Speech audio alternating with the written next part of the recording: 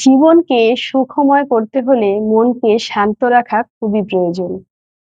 ভগবান শ্রীকৃষ্ণ শ্রীমদ্ ভগবত গীতায় বিভিন্ন শ্লোকের মাধ্যমে মনকে শান্ত রাখার পথ দেখিয়েছেন। আসুন আর সেখান থেকেই শ্লোক পড়ে শোনাই। ষষ্ঠ অধ্যায় শ্লোক 13। ভগবান শ্রীকৃষ্ণ বলছেন, তামাং কায়শিরগ্রীবাং ধারায়ণ চালাং স্থিরাহ সংপ্রেক্ষ্য নাসিকাগ্রাং সং দিশশ্চান বলকায়ন। বাংলায়, মেরুদণ্ড মস্তক গ্রীবাকে সমান ও নিশ্চলভাবে স্থির করে নিজ নাসিকার অগ্রভাগে দৃষ্টি স্থাপন করে অন্য কোনো দিকে না তাকিয়ে। ভগবান শ্রীকৃষ্ণ এখানে ধ্যান করার কথা বললেন মানসিক শান্তির জন্য। যখন আমরা মাথা, ঘাড় এবং মেরুদণ্ডকে সোজা রাখবো, দৃষ্টি এক জায়গায় আবদ্ধ রাখবো, তখন শরীর স্থির হবে। আর যখন শরীর স্থির হবে তখন মনের চঞ্চলতা বা মনের মধ্যে চিন্তার জাল আস্তে আস্তে স্থির হয়ে যাবে এবং এক গভীর শান্তি অনুভূত হবে। পরের শ্লোক, দ্বিতীয় অধ্যায় শ্লোক 58। ভগবান শ্রীকৃষ্ণ বলছেন, ইয়াদা সংহরতে চায়ং পুরম অঙ্গানি সর্বসহ ইন্দ্রিয়াণি ইন্দ্রিয়ার্থে ব্যস্ত তস্য প্রজ্ঞা প্রতিষ্ঠিতা। বাংলায়, কচ্ছপ যেমন আপন অঙ্গসমূহ সংহরণ করে নেয়, সেইরূপ ইন্দ্রিয়াদির বিষয় হতে ইন্দ্রিয়দের সর্বপ্রকারে সংহরণ করেন যিনি, তাকেই স্থির প্রজ্ঞা বলে জানবে। যখন আমাদের মনে হবে বাইরের কোনো পরিস্থিতি বা বস্তু বা ব্যক্তি আমাদের মনের চঞ্চলতা বা অস্থিরতার কারণ হচ্ছে, তখন আমাদের মনকে ঠিক কচ্ছপের মতোই এবং আমাদের ইন্দ্রিয়গুলিকে বহির্মুখী থেকে অন্তর্মুখী করে নিতে হবে। তখন আমাদের আবেগের ওপর নিয়ন্ত্রণ আসবে এবং আমাদের মন শান্ত হয়ে উঠবে এবং আমরা শান্তি অনুভব করব।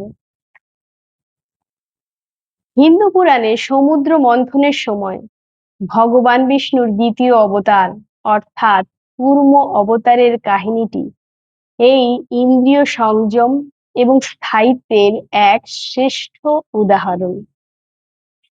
পুরাণে বর্ণিত আছে, একবার সমুদ্র মন্থনের সময় দেবতা এবং দানবেরা মন্দর পর্বতকে মন্থন দণ্ড হিসেবে ব্যবহার করেছিলেন, কিন্তু সেই পর্বত ছিল বিশাল আকারের এবং ভারী। তাই সেই পর্বতকে ধরে রাখার বা তার ভিত্তি প্রস্তর হওয়ার স্থান বা শক্তি কারোরই ছিল না।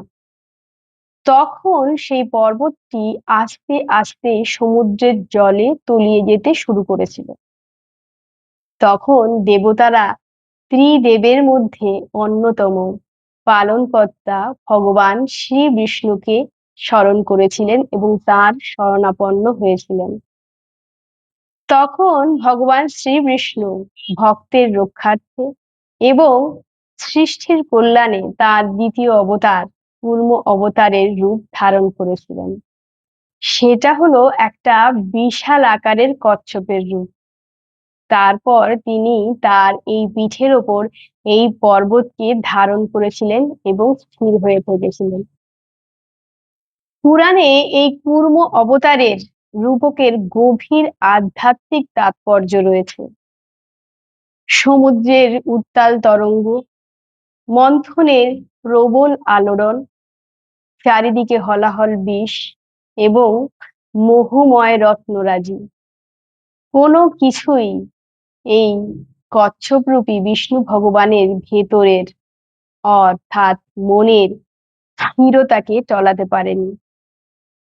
তিনি নিজের সমস্ত শক্তি ও অঙ্গকে নিজ আধারের মধ্যে সংহত রেখেছিলেন এবং পর্বতটি তার জন্য এক মুহূর্তের জন্য স্থানচ্যুত হয়নি। শ্রীমদ্ ভগবত গীতায় এই শ্লোকে অর্থাৎ দ্বিতীয় অধ্যায় 58 নম্বর শ্লোকে ভগবান শ্রীকৃষ্ণ এই কচ্ছপের স্বভাবকেই মানুষের মনের সাধনার আদর্শ হিসেবে দেখিয়েছেন। বাইরের সংসার মানেই রূপ, গন্ধ, শব্দ এবং আকর্ষণের সমুদ্র মন্থন। এটা খুবই স্বাভাবিক যে মানুষের মন চঞ্চল হয়ে উঠবে বা অস্থির হয়ে উঠবে, কিন্তু যিনি স্থির প্রজ্ঞা অথবা সাধক, তিনি যখন বাইরের কোনো বিপদ বা মোহের ঝড় দেখেন, তখন তিনি ঠিক এই কচ্ছপের মতোই নিজের অঙ্গসমূহকে অর্থাৎ নিজের যে ইন্দ্রিয়গুলিকে বহির্মুখী থেকে অন্তর্মুখী করে নেন।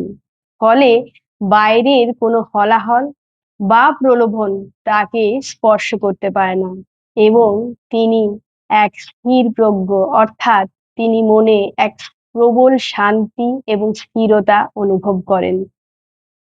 এই ছিল আজকের পৌরাণিক কথা। আশা করি আপনাদের ভালো লেগেছে। পরের দিন আসবো আবার নতুন বিষয়ে কথা নিয়ে।